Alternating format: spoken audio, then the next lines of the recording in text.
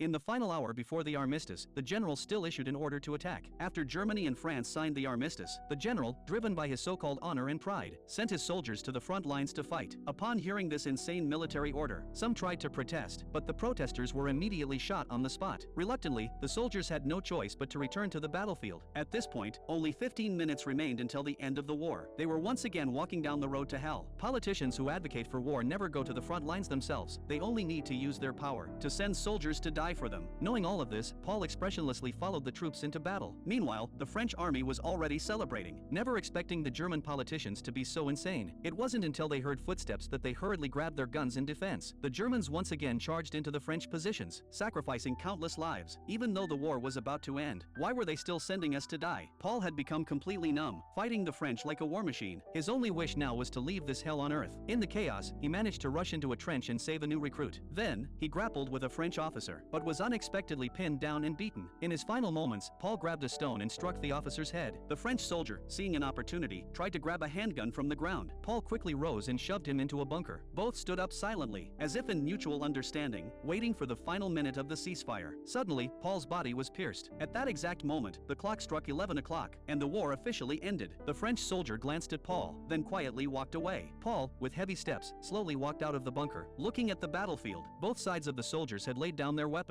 helping each other toward the warmth of home, but those lying on the ground would forever remain there. Paul stood there, motionless, like a statue, as life slowly drained from his body. Though the war had ended, Paul would forever remain on this land.